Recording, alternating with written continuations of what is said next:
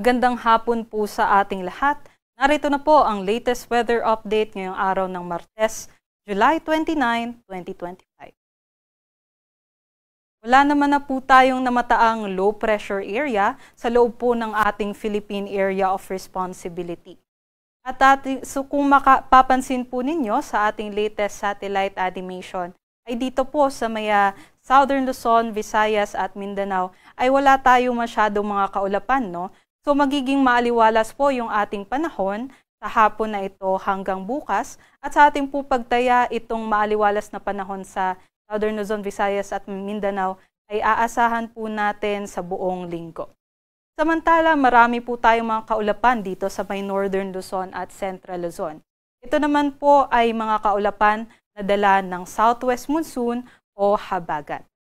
Sa atin pong forecast, ang Ilocos Region, Abra, Benguet, Batanes at Babuyan Islands, sila po yung makakaranas ng mga pag-ulan dahil po sa Southwest Monsoon.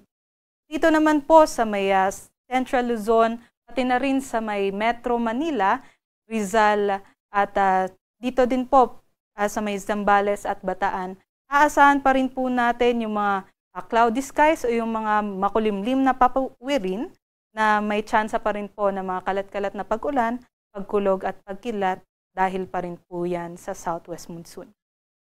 Pero sa whole week naman, nakikita naman natin na magiging mas mahina na itong habagat habang papalayo po yung mga dalawang nakaraang bagyo natin, yung nakaraang Dante at nakaraang Emong, habang papalayo po ito sa atin, no, ay mas hihina pa po ang habagat at mas hihina pa rin po yung ating mga pag-ulan sa susunod na mga araw. So good news po tayo, makakalaban na po yung malaking bahagi ng Northern Luzon at Central Luzon, pati na rin po dito sa may Metro Manila over the weekend. Ito naman po ang ating 24-hour rainfall forecast at makikita po natin dito sa may Ilocos Region.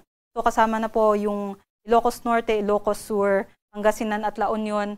Sila po ay makaka-receive ng 50 to 100 millimeters ng rain.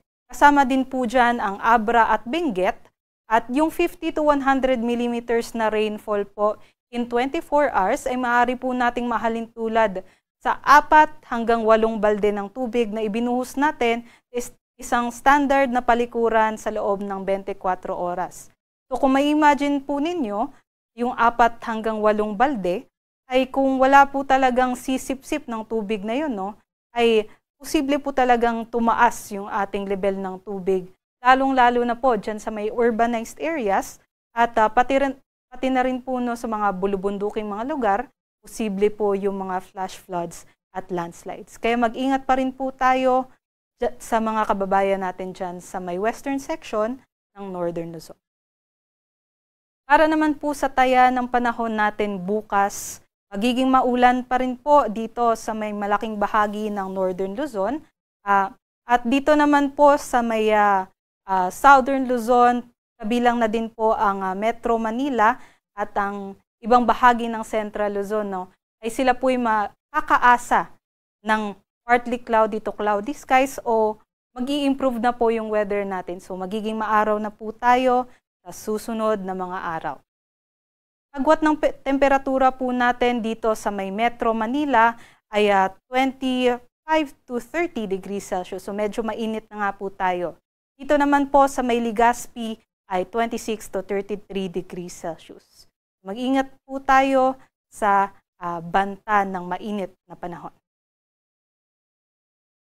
Dumako naman po tayo sa may Palawan at sa may Visayas and Mindanao. So sila nga po ay makakaranas ng maliwalas na panahon sa buong linggo. Pero may tsansa pa rin po tayo, no, ng mga isolated thunderstorms pagdating po ng hapon at gabi.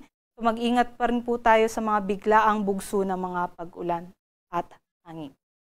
Dito po sa Puerto Princesa, ang magiging agwat ng temperatura natin ay 25 to 32 degrees Celsius.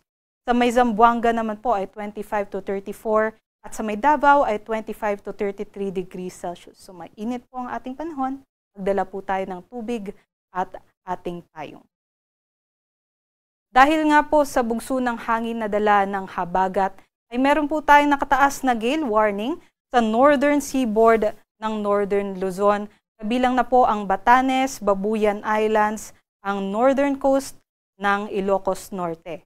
At kung may nakataas po tayo na gale warning, yung alon po natin dyan ay maaari pong umabot hanggang 5 meters. O posible po, no, parang maihalin tulad po natin siya sa isang palapag na gusali. So, delikado po ang paglalayag ng ating mandaragat sa mga lugar na may nakataas na gale warning. Pumunta naman po tayo sa magiging 3-day weather outlook natin sa pangunahing mga lungsod dito sa Luzon. Sa Metro Manila po ay yun nga po sa buong 3 linggo from Thursday to Saturday ay magiging maliwalas na po ang ating panahon. So, ang agwat ng temperatura dyan ay 25 to 32 degrees Celsius. Sa Baguio naman po, buong Thursday to Saturday ay uulanin pa rin po sila, kaya mag-ingat pa rin po sa mga tsansa ng landslides at flash floods. Yung magiging agwat ng temperatura dito sa may Baguio ay 17 to 22 degrees Celsius. Sa Legazpi naman po ay patuloy pa rin po ang magiging maliwalas na panahon sa loob ng 3 araw at ang kanilang agwat ng temperatura ay 26 to 33 degrees Celsius. Punta po muna tayo sa Kabisayaan, sa Metro Cebu, Iloilo at sa Tacloban City. Maliwalas po ang ating panahon from Thursday to Saturday. Agwat ng temperatura po natin dito sa Metro Cebu, 26 to 33 degrees Celsius, sa may Iloilo City, 25 to 33 degrees Celsius, at sa may Tacloban City naman, mataas po ang ating temperatura, aabot po ng 35 degrees Celsius. Magdala po tayo ng mga payong at magdala din po tayo ng tubig para kung saan man tayo pumunta. Dito naman po sa may Mindanao, sa Metro Davao, Cagayan de Oro at sa may Zamboanga City, mainit po ang ating panahon. At ang agwat ng temperatura natin dito sa may Metro Davao ay aabot ng 25 to 34 degrees Celsius. Sa may Cagayan de Oro City ay aabot ng 25 to 34 degrees Celsius at sa Zamboanga naman ay 24 to 34 degrees Celsius. Para naman po sa mga latest updates ukol po sa ating thunderstorm advisories at heavy rainfall warning, bisitahin na lamang po ang ating website, panahon.gov.ph. Sa Kalakhang, Maynila, ang araw ay lulubog mamayang 6:26 p.m. at ito naman po ay sisikat bukas ng 5:39 a.m.